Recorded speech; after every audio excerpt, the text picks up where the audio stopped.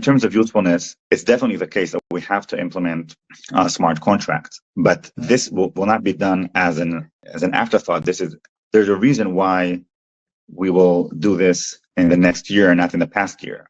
What's up, crypto crew, and welcome back. Or if this is your first time, I'm Captain Crypto Mite, actively escaping the matrix, scoping out the crypto ocean. So if you like your odds, get on the boat, stay up to date, thumbs up, and join the hunt. Into the boat! Crypto crew, as of the making of this recording, Kaspa is still trading at around 11 cents per Kaspa coin. These are the times, crypto crew, where weak hands are shaken out. I encourage you to just hold on, or maybe even, if you're brave, buy the dip. And at this point in time, you have an opportunity to buy the dip on MaxC, as MaxC allows you to buy cheap Kaspa at low trading fees. There's an event that MaxC is inviting you to, crypto crew. If you start trading your cryptocurrencies, your Kaspas, on MaxC today, you may have a shot at winning 20,000 USDT. Just click in the referral link below to see what's on the other side for you. The best way to store your Kaspa, crypto crew, is on a cold store wallet. My favorite one is Tangem. Use my link in the description box below for 10% discount if you wish to purchase your Tangem cards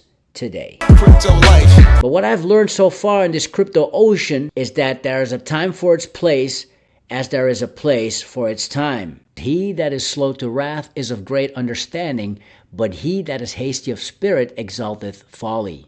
A lot has to do with timing, and this is why the Kaspa team is right on point and right on time. The reason why Kaspa does not yet have the implementation of smart contracts, but when it does, crypto crew, Kaspa will start to take over the crypto ocean. Listen to an interview that Kaspa founder Jonathan Sompolinsky did with Uphold in an interview in May of 2024. From the perspective of speed, you want the engine to be able to tolerate. We have no patience. We want ping pong. We want a user to send a transaction, get immediate confirmation. So in that sense, impatience is one of the core values of Kaspa. Be impatient with actions, but patient with results.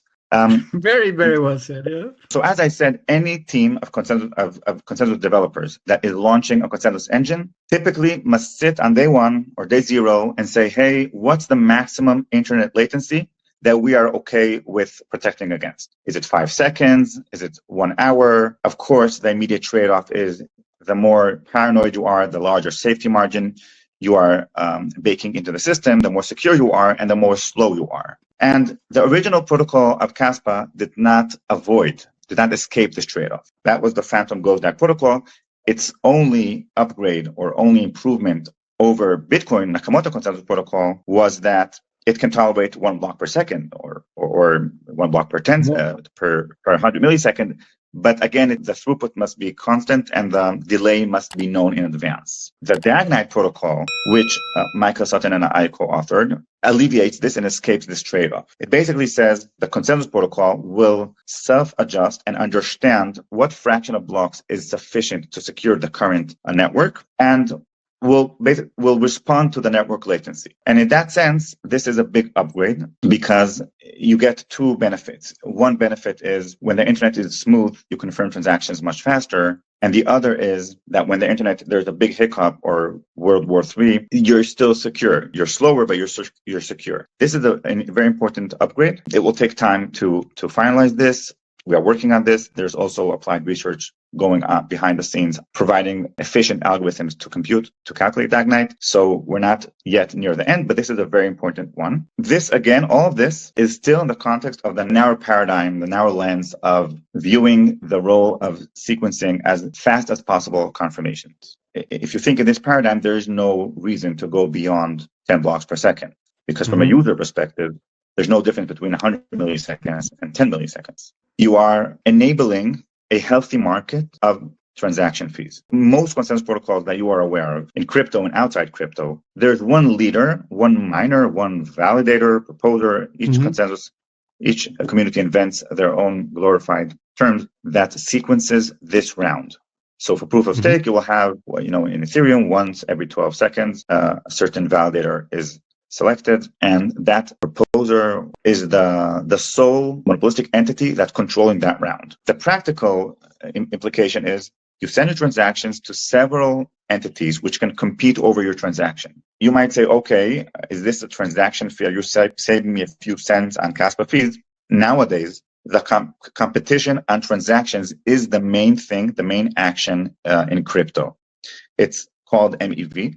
Basically, MEV took the entire crypto space from the discussion about consensus protocol and what happens, how fast you mine blocks, and how fast do the blocks pile and provide you security. It took all this and said, well, what happens between zero confirmation and first confirmation? I worked many years on designing good consensus protocols that will give you very fast first confirmation and end confirmation, and the end confirmation. But then it turns out that there's lots and lots of money in the gap between zero confirmation and one confirmation. In Wall Street, you at least have the assurance, or the hopeful, the optimistic assurance, that the IT personnel of Wall Street are not tinkering with your transaction, are not sandwiching you. And in crypto, the miners are anonymous, at least some miners are anonymous and under no jurisdiction, or at least no North American jurisdiction, and they can manipulate your transaction at will. So this is essentially a paradigm shift. If you look at computer science research in crypto, everything shifted from this discussing one-to-end confirmations to discussing 0 to 1. What happens in this gap? And in this broader lens, you can realize that having many entities per round compete, mining the next block and sequencing the next block and sequencing a user transaction is very, very helpful. Because then Dr. Martin can say, hey, I don't know, I'm a liquidity provider. I don't know what the correct price is because there's asynchrony, and someone can front run me, can snap me, can spoof my transaction. I will let the miners compete on who give me the best price and the best kickback. So let's say my liquidity is very large and I might get a kickback from miners of $1,000.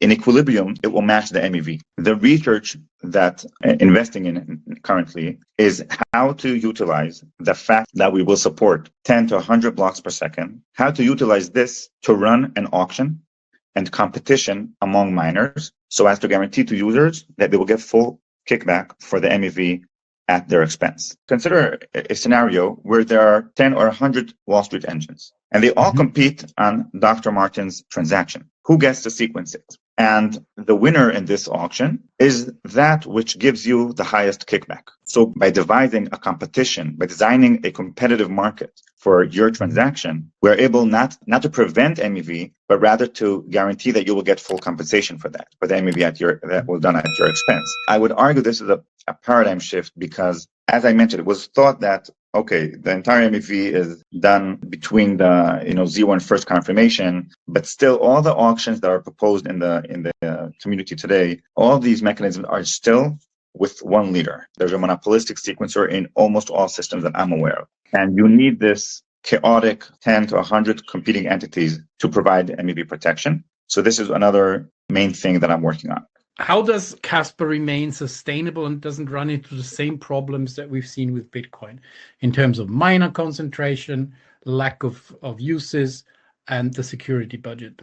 So miner concentration is mitigated through a high block rate. There's less of a push for you to join a mining pool. There are maybe other considerations for you to join a mining pool, but the lack of granularity of rewards is not one of them in Kaspa. As a miner, if you have 1% of the hash rate and we will be running on 100 blocks per second, you will be mining 1 block per second. This is the end goal, the dream. It will be sufficient for an entity to own 1% of the hash rate in order to mine 1 block per second. And then I imagine a significant part of the miners will be service providers that will mine their users' transactions. So smart contract wallet or other forms of wallets with specific users, a specific user base. In terms of usefulness, it's definitely the case that we have to implement smart contracts, but this will not be done as an afterthought. There's a reason why we will do this in the next year and not in the past year. I'll explain how the timing here is very, very important. So in Ethereum implemented smart contracts in 2014. Since then, technology became more and more efficient, more and more scalable. If ZK technology was available back then when Ethereum launched, then no one would invent a Turing complete on-chain smart contract system. This is true also of Bitcoin. If If in the days of Bitcoin, you had some way to, in a scalable manner, to introduce an opcode to verify zero-knowledge proofs, then this would have been done in 2009. Bitcoin and Ethereum were developed before there was this technology of a user doing the computation, the entire network doing only verification. The way Satoshi approached it is, okay, the scripting language of Bitcoin is verification focused, no computation, verification focused. I will say this maybe more bluntly. It's from a timing perspective and an architecture perspective, it's the first project that is designed like Bitcoin with an efficient technology out there for computation off-chain. This is something that has to happen in Kaspa, and it needs to happen in a pace that will ensure that it has usage, and we need to plug in somehow to the broader DeFi ecosystem in order to ensure that there's not only an ability to use it, but also a demand for it. So there's a lot of work to reduce friction from a user-based adoption. There are not many things Kaspa is good at and wants to be good at. Kaspa is perfecting the sequencing properties. It's like a sufficient and necessary condition in order to be useful. Once other projects solve the computation verification gap, there's nothing else to solve other than good sequencing. And good sequencing means speed and MEV protection. MEV is the informational gap between the sequencer and the transaction issuer. And this informational gap is millions of dollars per day. So it's not picking the nail that we know how to deal with. It's picking something that is very inherent to asynchronous systems. Whoever can exceed long-suffering or employ patience will win in the end. He that is slow to wrath is of great understanding, but he that is hasty of spirit exalteth folly. Hold on to your Kaspa bags, crypto crew, or if you're brave, buy the Kaspa dip right now, and you can do that with low trading fees on Maxi with a chance for you to win 20,000 USDT. Just click the referral link in the description box below. Stick around. Fix your mind before you get to the grind. And with that said, let's continue to escape the matrix. Let's continue to be on the lookout for the next big thing here on the crypto ocean. Grow in grace, and let's make some crypto waves. Say I.